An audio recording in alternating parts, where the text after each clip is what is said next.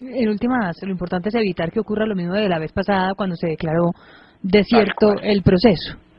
Tal cual, Paola, eso es lo que no quiero que suceda. Por supuesto, uno lo que quiere es que haya varios proponentes el día del cierre de la licitación haciendo ofertas, que sea un proceso competitivo, eso es lo que todos queremos. Pero tenemos que tener mucho cuidado con el manejo estructural del proceso, porque no estamos comprando un producto común y corriente, no estamos licitando aquí para comprar un material para construir una casa, o para comprar un carro, o para construir una carretera. Esto es muchísimo más complejo que cualquiera de esos otros temas. Claro, pero tienen ya claridad como en los mecanismos que usarán para garantizar precisamente eso, que sí haya varias ofertas esta vez, o apenas lo están analizando. Estamos en la fase final de análisis. Hemos trabajado, este mes hemos trabajado intensamente, hicimos ya muchos cambios en el esquema anterior, pero las reuniones precisamente de esta semana son claves para validar si eso ya es suficiente o si hay que hacer algunos cambios adicionales. ¿Cambios como de qué, ministro? Sí. Exacto. ¿Cuáles son los temas que más preocupan? El primer tema son las garantías. Y le voy a dar un ejemplo. La ley de contratación nos exige que se proteja al gobierno colombiano contra reclamaciones laborales de los empleados del contratista.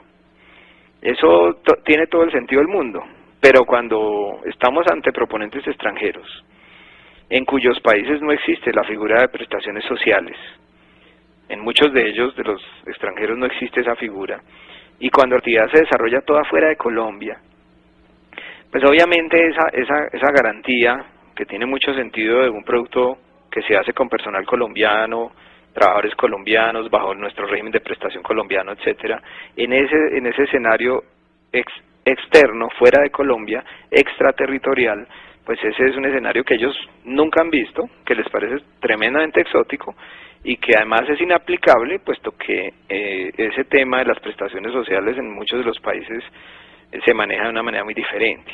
Entonces ahí eso, por ejemplo, produce cierta inquietud.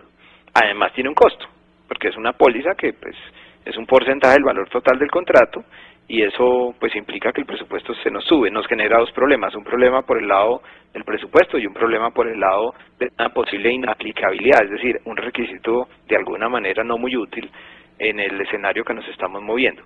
Y así cuando empezamos a mirar todas las garantías que exige nuestra ley de contratación de manera general, pues muchas de ellas son posiblemente inaplicables o no muy útiles en el contexto de un producto que se hace todo en el extranjero. Esa es la diferencia.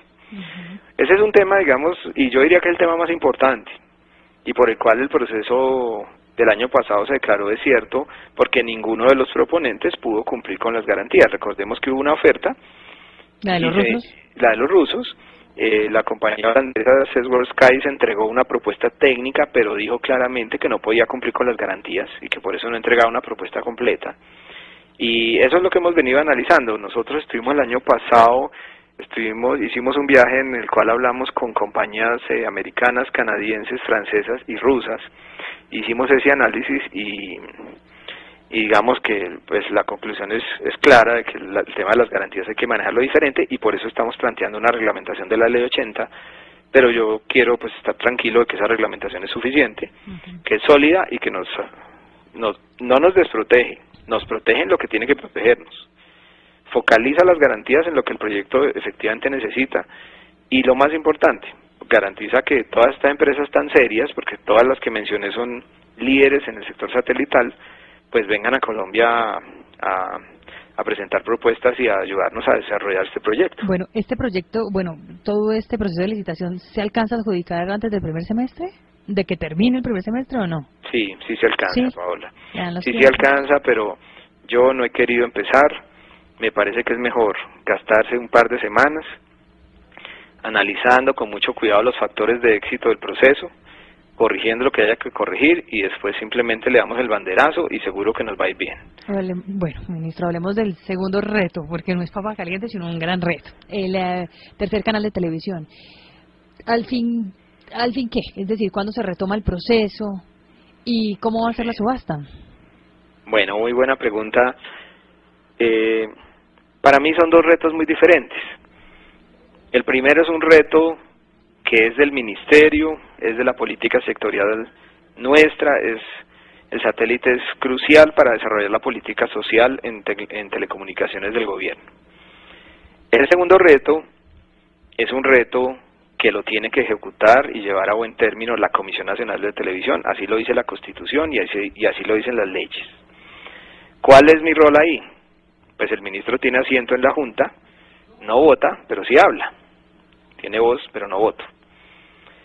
En consecuencia, ¿qué vamos a hacer desde el punto de vista del ministerio? Nosotros sabemos cuáles son las inquietudes de los interesados, sabemos que quieren que la licitación se haga en VHF y no en UHF.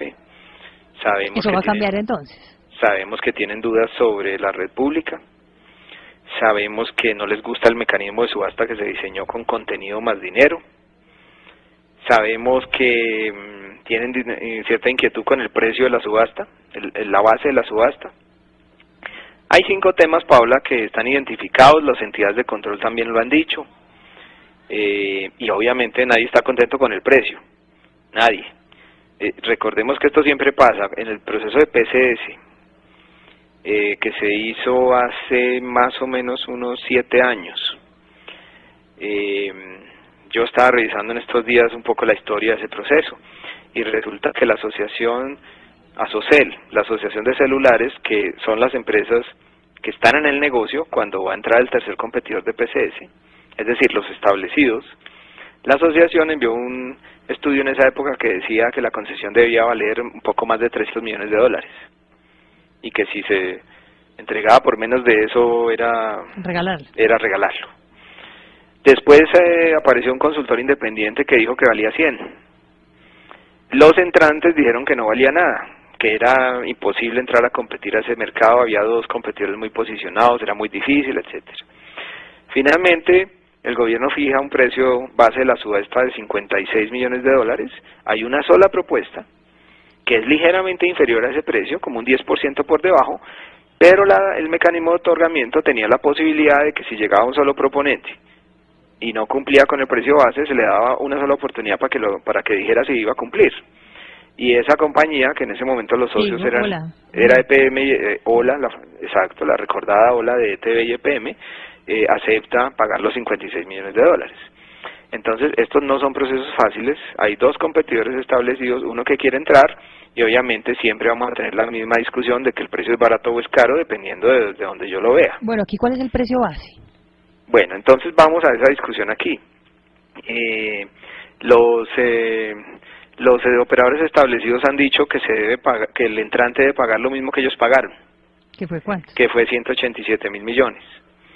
El precio que tiene establecido la comisión en este momento es de 72.000.